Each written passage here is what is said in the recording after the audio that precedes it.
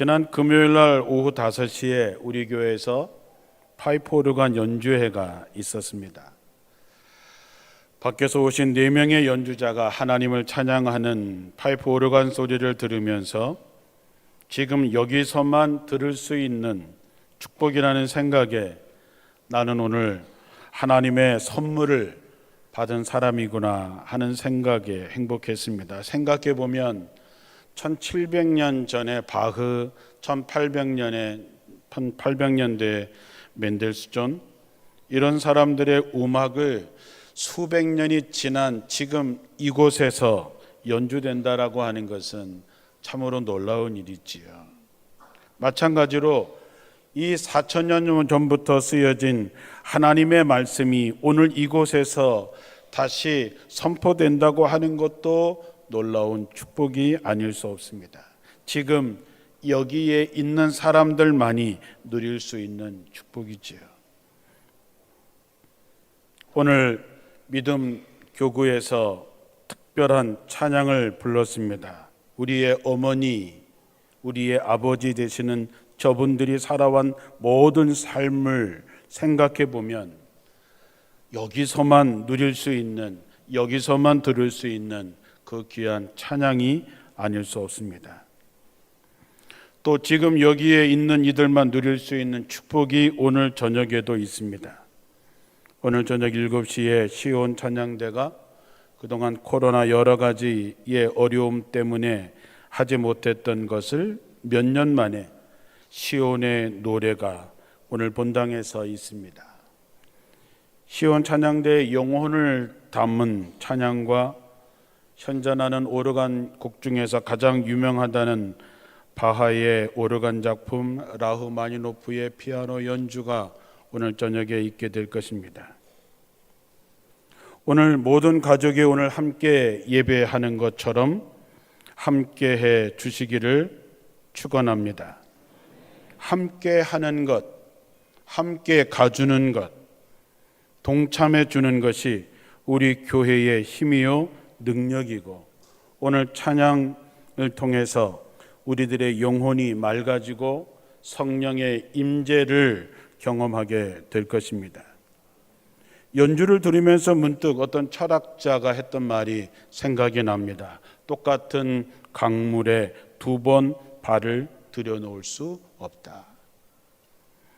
나이를 먹을수록 우리에게 주어진 기회는 지금뿐이라고 하는 생각을 하게 됩니다. 그래서 순간순간이 너무나도 소중하고 귀하게 됩니다. 물은 흐르기 때문에 같은 물일 수 없고, 우리도 시간의 흐름을 따라서 이미 다른 사람이 되었다라고 하는 것이겠지요. 그의 말에 의하면 어제의 나와 오늘의 나는 비슷한 점이 많은 다른 사람일 뿐이라고 하는 것입니다. 우리 곁에 있는 아이들은 하루 사이에 조금 더 자라고 우리들은 조금 더 늙어갑니다. 시간의 흐름 속에서 우리의 생각도 우리의 감정도 조금씩 바뀌어져 갑니다. 우리는 모두 시간의 강물을 타고 어디론가 가고 있는 것이지요. 그것이 어디인지 아느냐 모르느냐가 문제일 뿐입니다.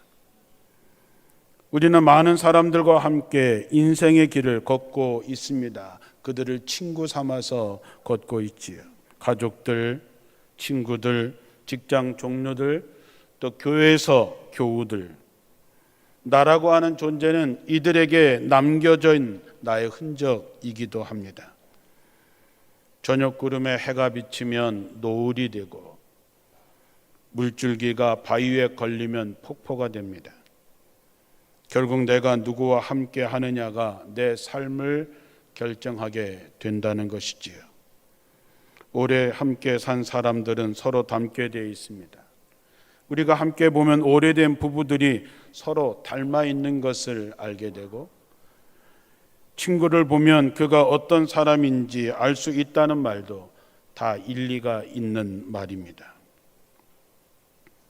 술을 좋아하는 친구를 사귄 사람들은 술을 좋아하게 되고, 마음이 따뜻한 친구를 사귀게 되면 우리 마음도 따뜻해집니다. 교회에서도 기도를 많이 하시는 권사님과 가까이 하는 사람들은 기도를 많이 하게 되고, 봉사하는 일을 하는 권사님과 가까이 지나는 사람들은 봉사를 많이 하는 성도가 됩니다. 그렇다면 우리는 고달픈 인생길을 가면서 여러분은 누구와 함께 가야 할까요? 우리는 하나님을 믿고 따르는 사람들입니다. 우리는 하나님과 늘 동행하기를 원하지요. 성경은 형통한 사람이 어떤 사람이냐? 라는 질문에 하나님이 함께하는 사람이라고 답을 합니다. 그래서 우리는 하나님이 동행해 주시기를 날마다 때마다 기도하며 사는 사람들이지요. 오늘 본문에 나오는 모세는 하나님이 함께한 사람이었음을 우리가 잘 알고 있습니다. 오늘 본문에 흥미로운 이야기가 기록되어 있습니다. 모세가 하나님의 계명을 받으러 시내산에 올라가 있는 동안 이스라엘 백성들은 그 사이를 참지 못하고 금송아지를 만들어 놓고 마치 그 금송아지가 자신들을 애굽에서 구해낸 신이라고 하며 그 앞에 춤추며 제사를 바쳤습니다. 그것을 보신 하나님은 잠시 동안 불안을 견디지 못하며 어린아이처럼 칭얼거리는 백성들에게 정나미가 뚝 떨어졌던 것 같습니다. 오늘 33장 1절에 여호와께서 모세에게 이렇게 말씀하십니다. 너는 내가 이집트에서 인도해낸 백성과 함께 이곳을 떠나 내가 아브라함과 이삭과 야곱과 그 후손들에게 주겠다고 약속한 땅으로 올라가거라. 내가 한 천사를 네 앞서 보내 가나안족, 아모리족, 헷족, 브리스족, 히위족, 여부스족을 쫓아내고 너희를 기름지고 비옥한 땅에 이르게 하겠다. 그러나 나는 너희와 함께 가지 않겠다. 이것은 고집이 센 백성이므로 내가 도중에 너희를 죽일지 모르기 때문이다. 하나님께서 모세에게 이렇게 말씀하신 것입니다. 그래, 내가 약속한 것 오케이 지킬게. 너는 데리고 가. 가나안 땅으로 가. 내가 천사를 보내서 여러 족속들을 다 정리할 테니까 너는 데리고 가. 그런데 나는 안 가. 난 이제 너희들과 가지 않을 거야.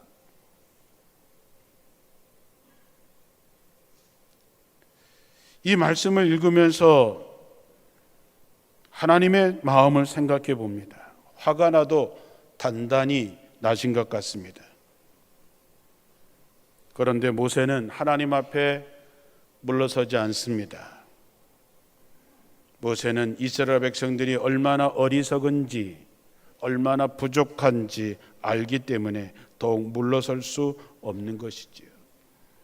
하나님이 함께 가지 않으신다면 백성들은 끈떨어진 연처럼 어디로 처박힐지 알 수 없기 때문이지요.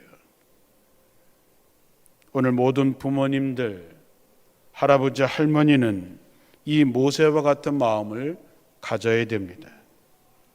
내가 물러서면 내 자식들이, 내 손주들을 지켜낼 사람들이 없습니다. 그래서 모세는 물러서지 못하는 것이지요. 하나님이 함께하는 사람이 형통하는 사람이라고 한다면 하나님이 함께하지 않는 사람의 결과는 참혹할 뿐이지요. 우리도 그 결과를 알기 때문에 물러설 수 없습니다. 모세는 정신을 가다듬고 하나님 앞에 섭니다. 그리고 차근차근 하나님이 왜 우리와 함께 가셔야 되는지를 설명합니다. 그것이 우리가 오늘 읽은 12절과 13절에 나옵니다. 그는 하나님께서 자신에게 은총을 베푸신다고 약속했으니 주님의 계획을 내게 가르쳐 주는 것이 당연하다고 얘기합니다. 또 하나는 이스라엘 백성들이 비록 못났다곤 하지만 하나님께서 친히 백성으로 선택하셨다는 사실을 잊지 말아달라고 부탁합니다. 하나님은 모세의 이 말을 들으시고 14절에 내가 친히 가리라, 내가 너로 편케하리라 라고 약속하십니다. 그러나 모세는 하나님의 노여움이 여전히 풀리지 않았음을 알고 있습니다. 동행하면서 평안케 하겠다라고 하는 약속은 모세에게만 해당되는 약속인 것처럼 들렸기 때문이지요. 그래서 모세는 또 버팁니다. 주께서 친히 우리와 함께 가지 아니하시려거든 우리를 가나안 땅으로 올려보내지 마옵소서. 하나님은 모세의 청을 거절하실 수가 없었습니다. 그래서 또 마음을 바꾸십니다. 백성들과 함께 갈 것을 약속하십니다. 오늘 17절에 주께서 모세에게 말씀하셨다. 내가 너를 잘 알고 또 너에게 은총을 베풀어서 네가 요청한 이 모든 것을 다 들어주겠다. 모세는 하나님께서 광야에서 자기들을 어떻게 보호하셨는지 신명기 32장 10절 이하에 이렇게 노래하고 있습니다. 주님께서 광야에서 야곱을 찾으셨고 짐승의 울음소리만 들려오던 황야에서 그를 만나 감싸주시고 보호하시고 당신의 눈동자처럼 지켜주셨다. 사랑하는 성도 여러분, 우리가 인생을 살면서 뭔가 대단한 것 같지만 사실 내가 할 수 있는 게 별로 없다는 것을 깨닫게 됩니다. 그래서 하나님이 우리와 동행하신다고 하는 것보다 더 든든한 것은 없습니다. 짐승 울음소리만 들려오던 황야에서 하나님은 만나주시고 감싸주시고 보호하시고 당신의 눈동자처럼 우리를 지켜주셨다라는 고백이 여러분의 고백이 되기를 주님의 이름으로 축원합니다. 지난주 어떤 권사님이 제게 카톡을 보내오셨습니다. 목사님, 좋은 아침입니다. 하나님의 말씀을 하나도 빠짐없이 지키신다는 말씀이 머릿속에 꼭 저장되었습니다. 이 말씀 꼭 붙잡고 하나님의 뜻 안에서 살 수 있도록 노력하겠습니다.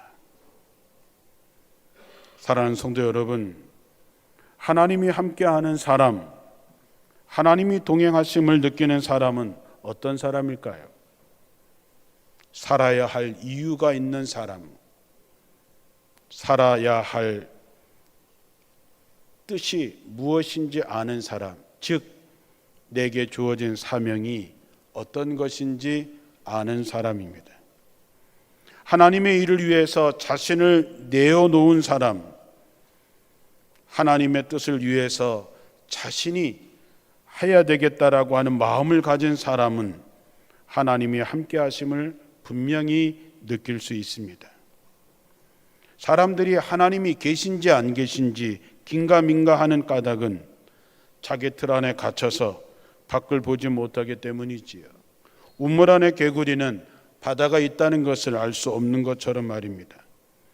병아리가 알을 깨고 나와야 어미 닭이 있는 것을 보게 되지 않겠습니까? 우리가 평안할 때 잘 몰라도 우리도 생에 위기가 닥치고 어려움이 닥쳐오면 하나님의 존재를 더욱 실감나게 경험하는 것은 그 어려움을 통해서 자신의 한계가 어디까지인지 알기 때문입니다. 내일서부터 한 주간 동안 교회에 환우들을 위한 특별 새벽 기도회가 열리게 되는 것도 생명의 한계와 싸우고 있는 그들과 우리가 함께하고 그들을 위해서 간구하기 위해서입니다.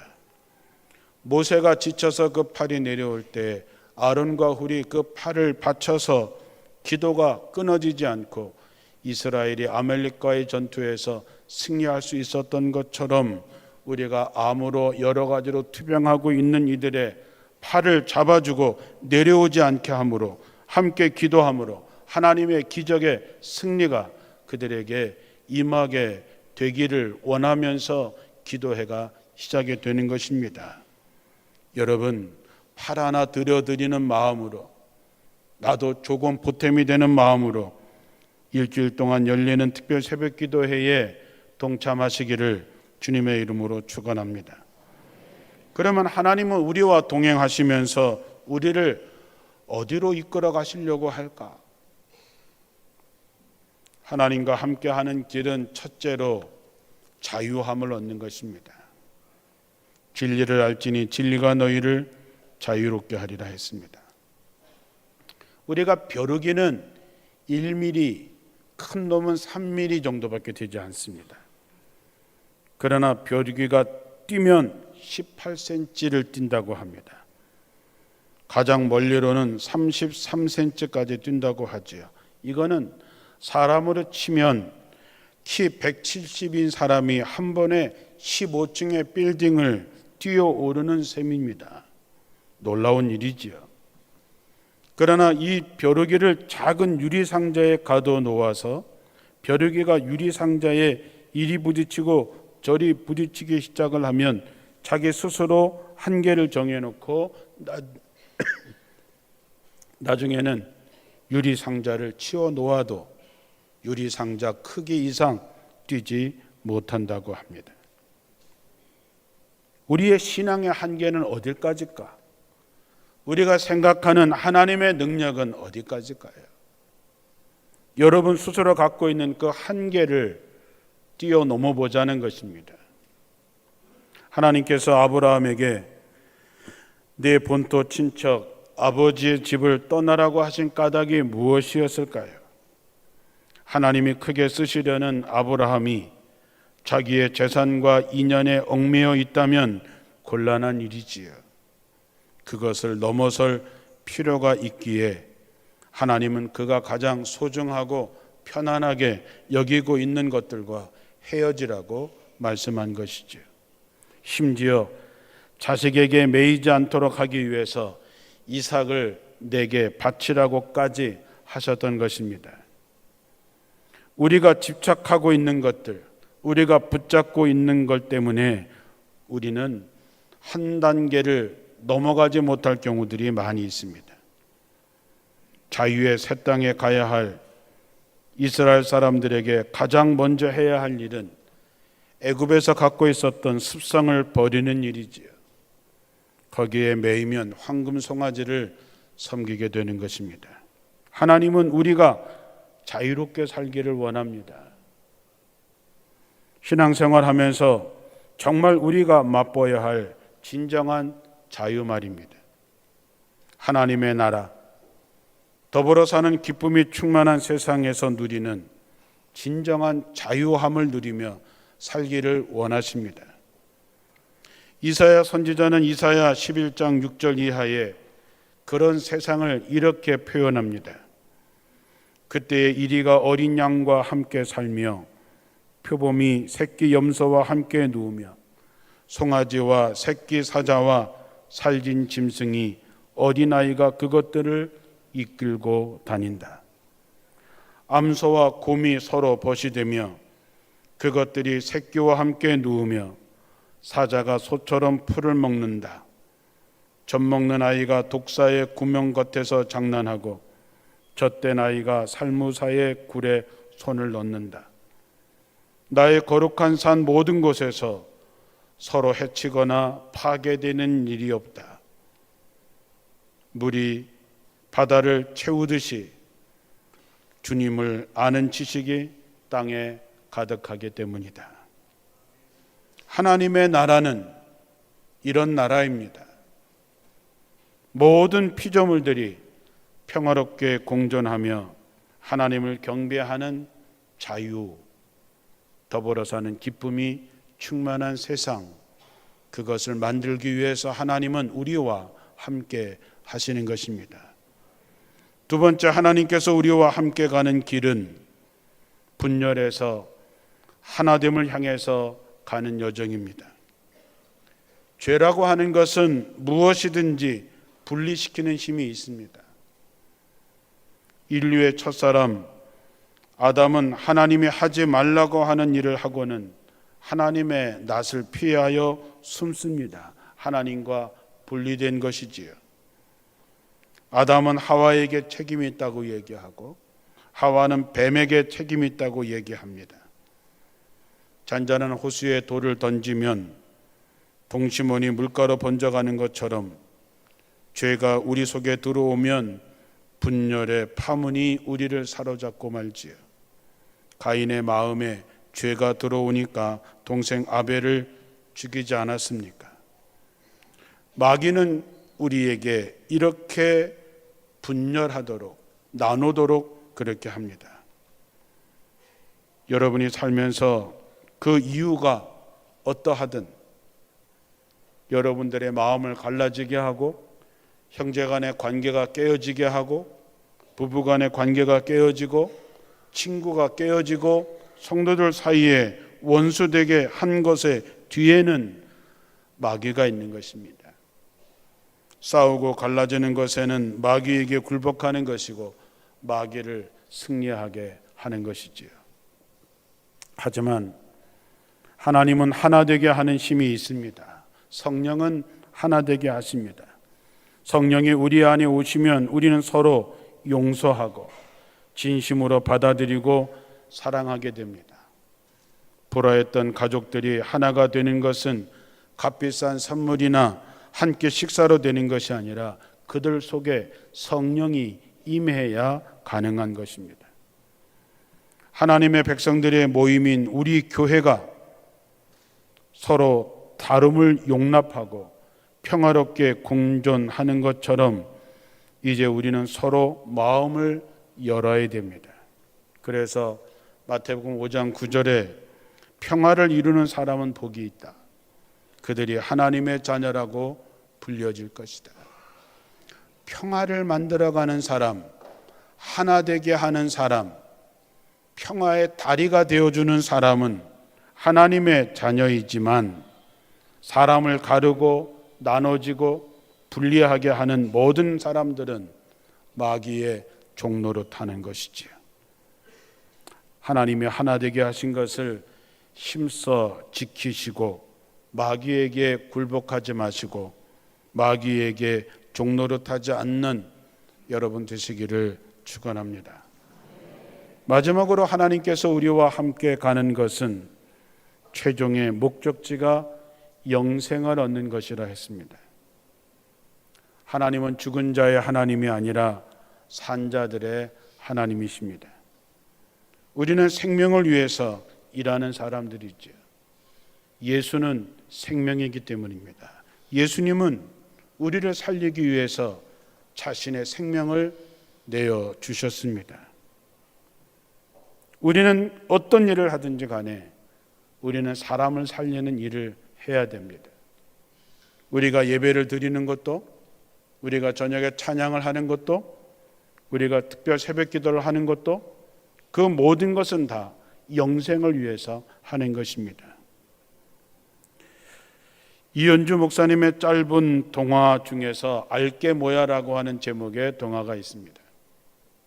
똑같이 생긴 대형 트럭 2대가 고속도로를 질주하고 있습니다. 앞차는 밀가루를 가득 실었고 뒤에 차는 시멘트를 가득 싣고 건설 현장으로 가는 길이었습니다.